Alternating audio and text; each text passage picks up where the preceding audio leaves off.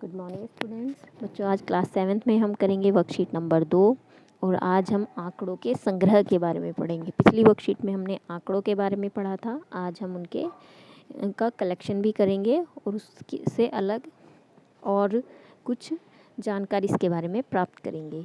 तो आंकड़े जो हम इकट्ठा करते हैं वो कुछ भी हो सकते हैं। कोई भी हमारा कलेक्शन हो सकता है, संख्याओं का हो सकता है, शब्दों का हो सकता है, माप हो सकती है, अवलोकन या कोई भी चीज़ें हो सकती हैं। तो आपके लिए सभी के लिए एक होमवर्क है। आपने कुछ आंकड़े इकट्ठे करने हैं। आंकड़े क्या होंगे? आप कोई भी 15 व्यक्ति लेंगे। वो आपके दोस्त हो सकती हैं, फ्रेंड हो सकती हैं, आपकी रिश्तेदार हो सकते हैं या फिर आपकी फैमिली के मेंबर्स हो सकते हैं।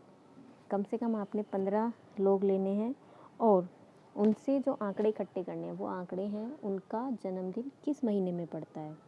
और जब आप 15 या उससे ज़्यादा लोगों के ये आंकड़े इकट्ठे कर लोगे तो जैसे कि टेबल में दिखाया हुआ है, जैसे यहाँ टेबल है, महीने का नाम, व्यक्तियों की संख्या, ठीक है। तो महीने कौन कौन से होते हैं? जनवरी, फरवरी, मार्च, ऐसे दिसंबर तक लिखोगे। व्यक्तियों की संख्या, आपने जो डेटा कलेक्ट किया है उसमें कितने व्यक्ति ऐसे हैं जिनका जनवरी में जन्मदिन पड़ता है, ऐसे कितने व्यक्ति हैं जिनका फरवरी में पड़ता है, ऐसे ही हर महीने में कितने कितने व्यक्ति हैं जिनका जन्मदिन उस महीने में पड़ता है। तो ये आपको डेटा कलेक्ट करना है सभी बच्चों को।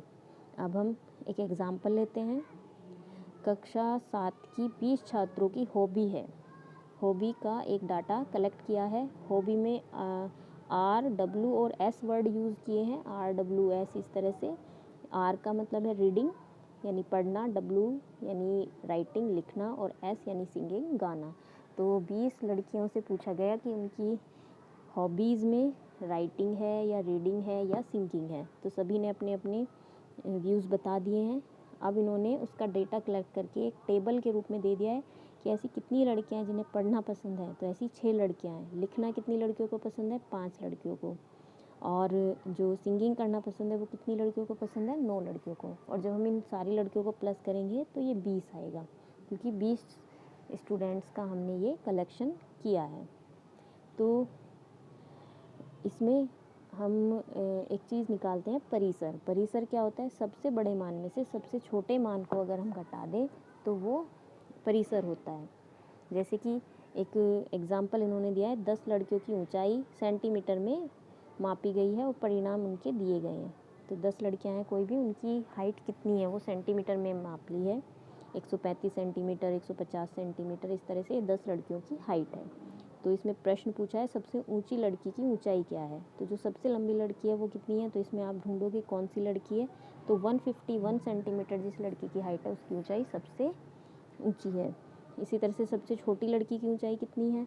तो सबसे छोटी कौन सी वाली है? 128 सेंटीमीटर की ऊंचाई दी हुई है। तो ये सबसे कम मान है, तो ये सबसे छोटी लड़की है।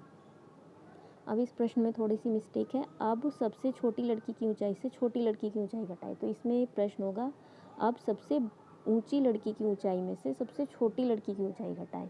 तो आपने क्या करना है, इसमें 151 में से, यानी सबसे लंबी जो लड़की की ऊंचाई है उसमें से सबसे छोटी लड़की की ऊंचाई 128 को माइनस करना है और जो वो मान आएगा वो परिसर होगा। जैसे मैंने अभी बताया आपको, परिसर क्या होता है?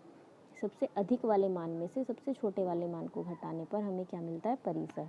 तो हम किन्हीं भी आंकड़ों का परिसर ज्ञात कर सकते हैं। परिसर बराबर होता है अधिकतम मूल्य माइनस न्यूनतम मूल्य, यानी अधिकतम मान में से न्यूनतम मान को हम माइनस कर देते हैं। तो ये प्रश्न हमें करने हैं और ये डेटा कलेक्ट करना है जो मैंने स्टार्टिंग में बताया, ठीक है। तो सभी बच्चे इस वर्कशीट को अच्छे से करेंगे। Okay, all the best.